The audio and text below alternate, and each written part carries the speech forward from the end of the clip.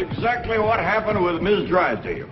Well, I come around the side of the house, and I see this here lady fighting with a furry-looking varmint. Turned out it was Miss Drysdale. No, Uncle Jed. It was a fox. Lady was Miss Drysdale.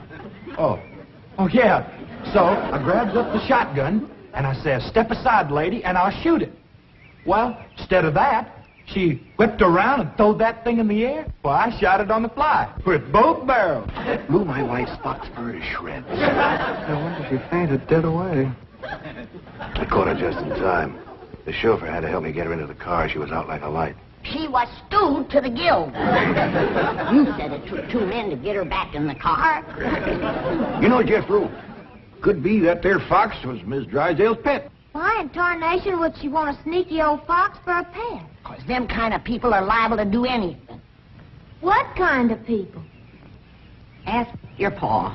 Well, I reckon I can't protect you from the ugly side of life forever. You see, Miss Drysdale is what city folks calls what was her husband called it, Granny? Hypochondriac. Yeah. That means she drinks a little. A little. Her own husband said her bedroom was full of bottles.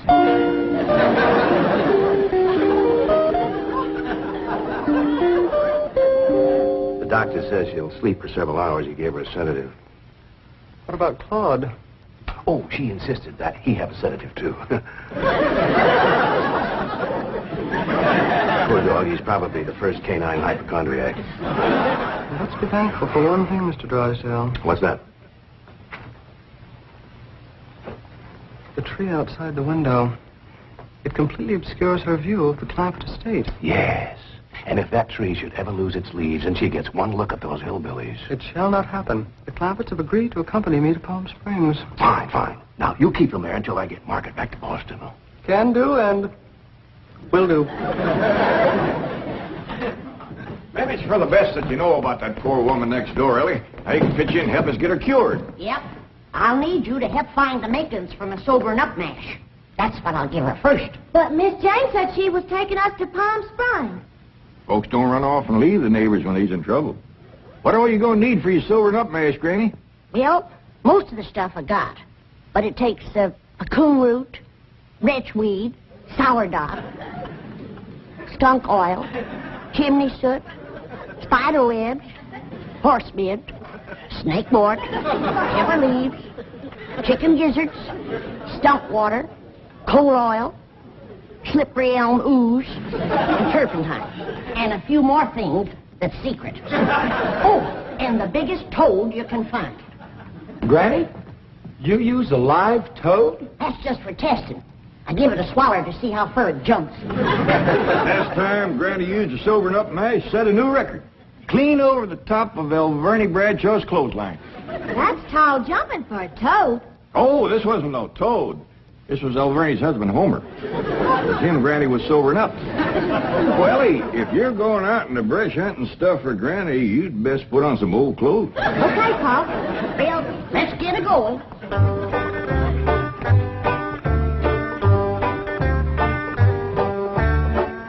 Oh, I pert near forgot.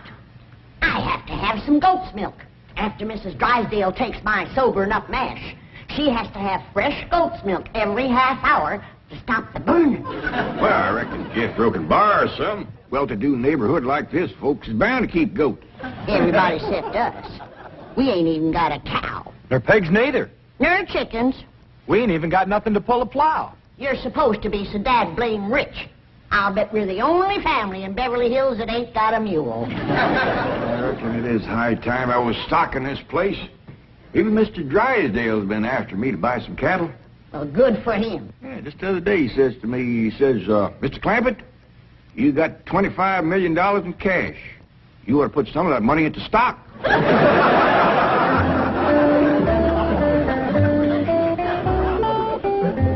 Well, we better get busy now if we're going to find...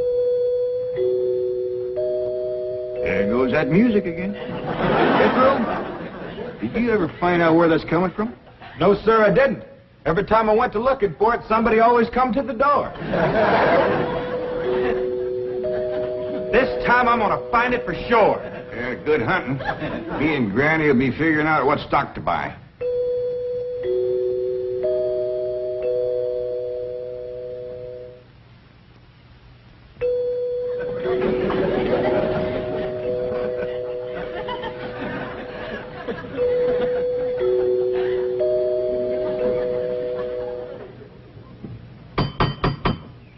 Doggone it, never failed.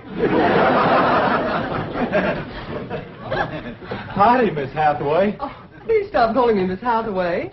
Now, if I can call you by your first name, Jethro, surely you can do the same for me. But, Please? well, howdy, Miss Jethro. How about calling me Jane? I like that better. Well, are we all set to leave for Palm Springs? No, ma'am. Uncle Jed and me's going to town and buy some stock. Stock? Yes, ma'am. Mr. Drysdale, he told Uncle Jed he had ought to put some of his money into stock. He dictated a memo on that. But you needn't waste time driving into town. You can order your stock by telephone. Now, here are Mr. Drysdale's recommendations. He doesn't want your Uncle Jed to get a bum steer. Oh, Uncle Jed, he wouldn't buy no bum steer. They should be cautious in the bull market. You got to be careful with cows, too. Jethro, you have the most delightfully bucolic sense of humor.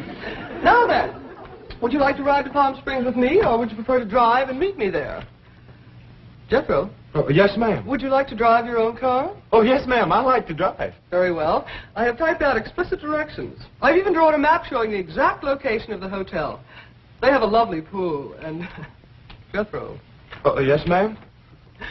I'm taking a bikini to Palm Springs. Is that faster than a train? Jethro, you dear naive boy. You shall see when we go swimming. You Tarzan. Me Jane. No, ma'am. I'm Jethro Bodine. I almost hate to see you change. I ain't gonna change. Oh, yes, you will. Under my tutelage, you will become an educated man of letters. Someday I shall introduce you as Jethro Bodine. B.A., M.A., Ph.D.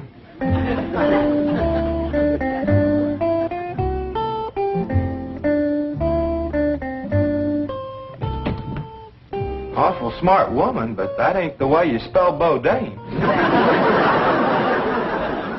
All I know is this is the kind of stock Mr. Drysdale thinks is good.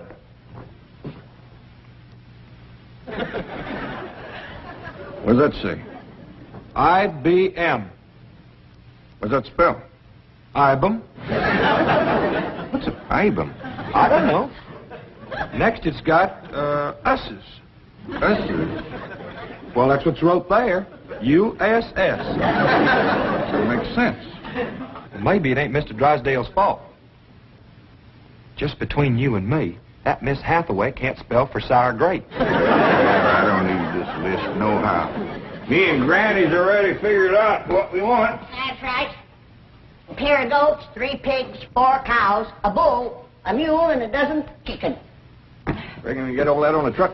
Don't have to. Miss Hathaway says just call on the telephone and they'll bring them out. Oh, now, ain't that nice. Hello? Jed, I watched that banker feller. You have to stick your finger in them holes and spin her a while. All right.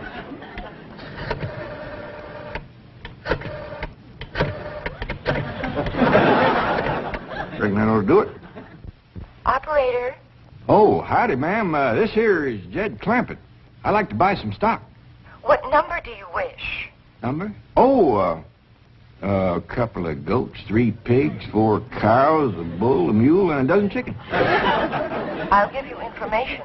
Well, thank you, ma'am. I appreciate all the information you can give me. It's the first time I ever bought stock on the telephone. Perhaps I'd better connect you with a supervisor. 2 heads is better than 1. Supervisor speaking. May I help you? Well, thank you, ma'am. This here is Jed Clampett. I'd like to buy some stock. Do you know the number you wish to reach? Well, that's more or less up to the animals. But the number I want to start with is a couple of goats, 3 pigs, 4 cows, a bull, a mule, and a dozen chickens.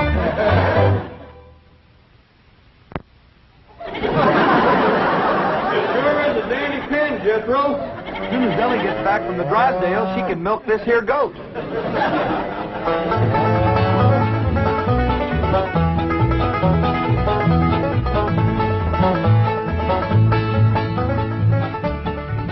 Drysdale sure has got a nice house, ain't it, Granny?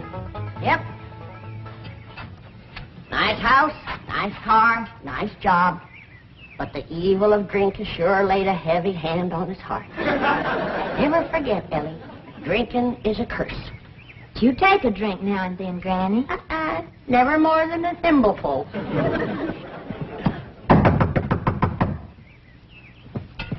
Oh, Ellie, you might have to hold Mrs. Drysdale while I spoon my sobering up mash down her.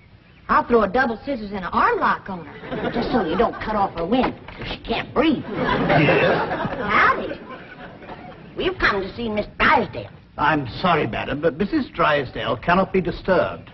Are you her kin? I'm a butler. Oh, that must have been her maiden name. You were taking care of her, are you? I am a butler, madam. Well, I'm glad to see that her family ain't ashamed to help her. Whom shall I say called? Well, this here's Granny, and I'm Ellie Mae.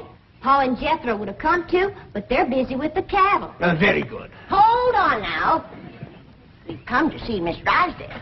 Mrs. Drysdale is indisposed, madam. She is not receiving. Oh, still sleeping it off, huh? Well, when she comes to, you just spoon half of this down her and then stand back. Yes, she'll commence to doing some tall jumping. Don't fight you. We'll be back later with the goat's milk. Want me to stay and help you do for Miss Drysdale? We are managing, thank you. Are you doing the washing and the cleaning and the cooking for her? Certainly not. Oh, just letting it pile up on her, huh? Madam, I am a butler. Oh. Want me to haul him out of there, Ranny, and wrestle him down? Kin folks have certain rights. Family comes first. He sure is proud of that family name, ain't he? Yeah. To hear him talk, the butlers don't get wet when it rains. Did you say something, dear? Well, speak up, dear. Did I get you something? Come in. I beg your pardon, sir. The butler said some people from the ranch brought this for Madame. From a ranch? Well, he said they mentioned cattle. They call themselves Granny and Ellie Mae. The Clampetts. They haven't gone to Palm Springs. Come on, Jethro. Get him in through that gate. That's the way. Suey, Suey, Suey, Suey. Hey, hey. Ah! Get in there. Ah, hey. Ah, get in there, Pig. Get in, Pig. Come on. Get Pig, Pig. That's the way. Suey. No, surely not. Marie, tell me I'm hearing things. Ah, hey. You're hearing things, sir. Cows, chickens, pigs, goats. No.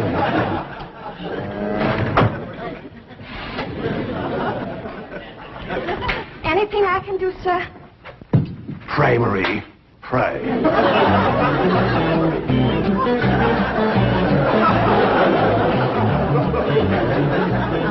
Hold your horses, I'm a-coming. Oh, howdy, Mr. Drysdale. Did your wife say that?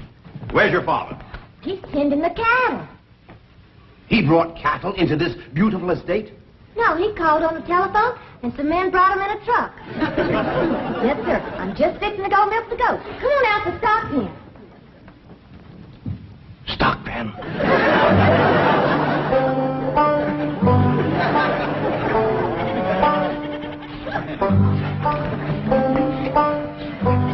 Yes, sir, Mr. Drysdale. I finally took your advice and put some of my money in stock. How's that goat milk, Ellie? Just fine, Pa. It sure is a dandy pen, Mr. Drysdale. Yeah, good stout fence around outside. Of course, that one across the middle ain't so much. Bulls already jumped it twice, and it ain't even mating season.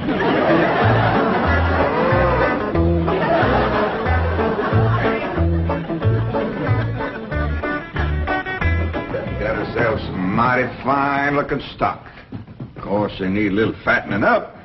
Mr. Drysdale happy to see him? Granny, he was so happy he couldn't talk. He just kind of hung on a fence and made little gurgling noises in his throat. Well, that poor man has some joy coming to him. I'm glad to be able to help him to forget his trouble for a spell. Here's the goat's milk, Granny. Oh, good, Ellie. Now, you run that right over to Mrs. Drysdale. That sobering up mash smarts considerable unless you follow it up with fresh goat's milk. Ellie, Mr. Drysdale ever find his tongue? Yeah, Pa. Whilst I was milking the goat, I heard him kind of mumbling like he was giving thanks. He says, "Oh, what have I done to deserve this?" Lord love him. Ain't that pitiful? Oh, hurry, child, now hurry. You know, Granny, it gives a person a mighty good feeling to help a neighbor.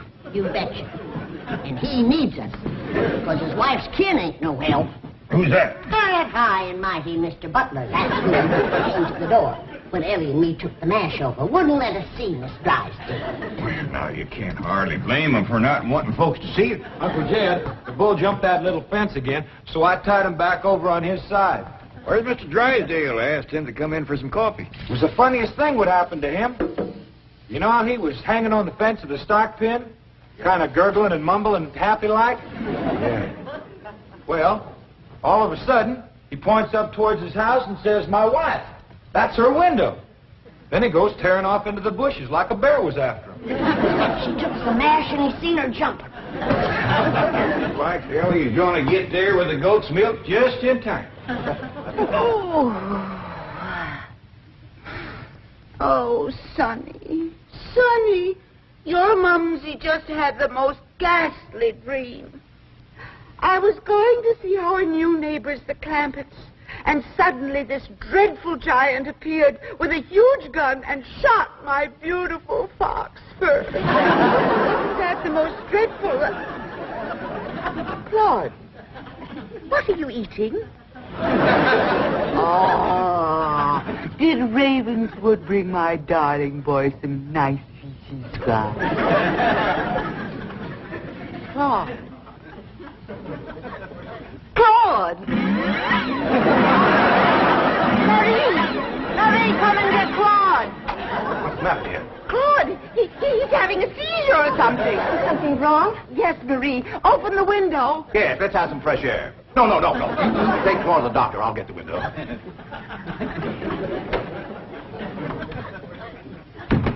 Well, darling, how do you feel? Dreadful.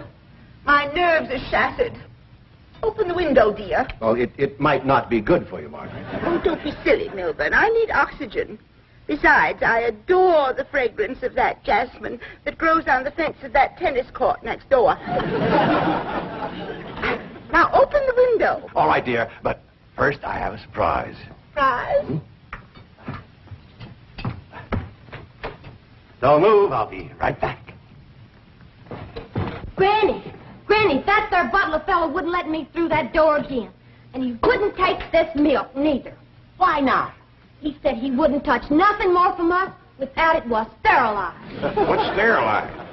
Oh, we had that in school once. That means soaked in alcohol. Alcohol? Appears to me like Mr. Drysdale's got two drinkers on his hands. Mrs. Drysdale must be in terrible shape. Fighting me. Scratching and clawing people and everything. How do you know? I heard her yelling and screaming clean from upstairs.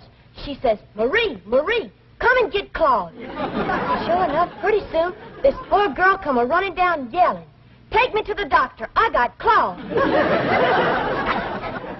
Family or no family, that woman needs help, and by thunder, she's gonna get it.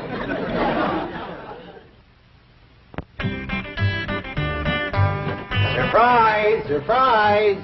Milburn, have you taken leave of your senses? You know I'm much too nervous to watch television. But, darling, the doctors in Boston said your nerves were just fine. Those Boston doctors. They had the audacity to tell me that I was perfectly healthy. I said, I'm not paying you all that money to tell me I'm healthy. Milburn, I do not want to watch television. Well, you don't have to watch it, dear. Just listen. There's an exciting Western on. Weston, Milburn, shut that off and open the window. I will. Oh, there we are. Milburn, are you going to open the window or am I? I am, dear.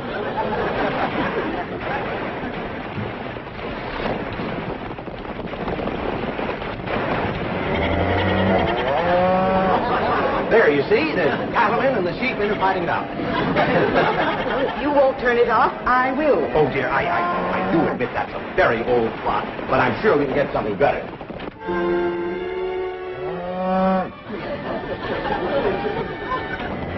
That medical program, go back to that. Well, don't you think that's a bit depressing?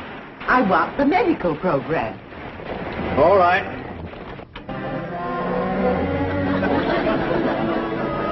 Wilbur, I still hear the cattle and the goats.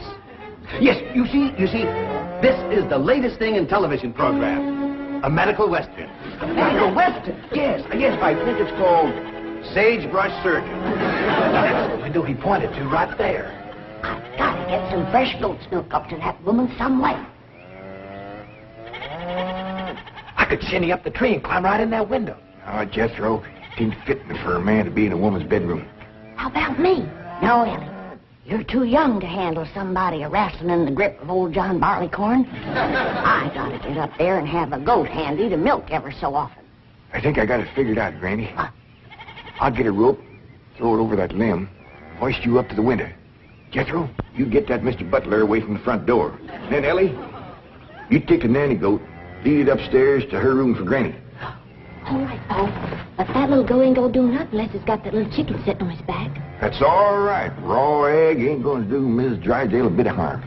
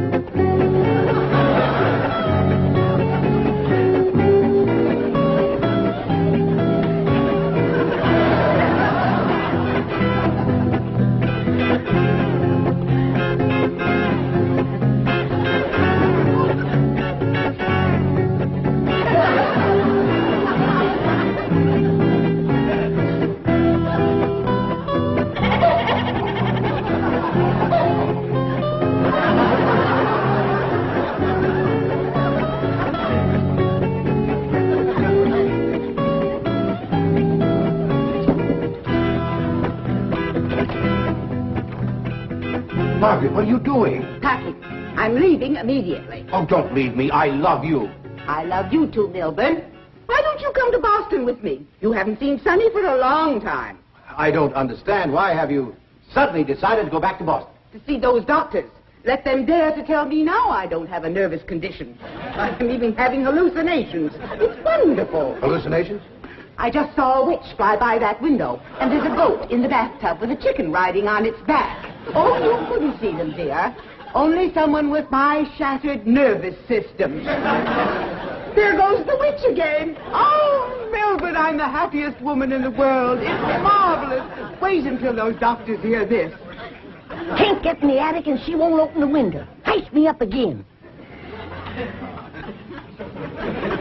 Here, Milburn.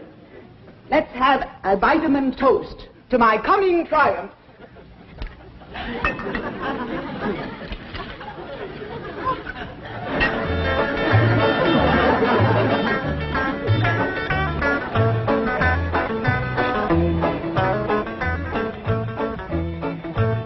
It's too late, Jed. What do you mean, Granny? We didn't get to her in time. Now she's got her husband on the stuff.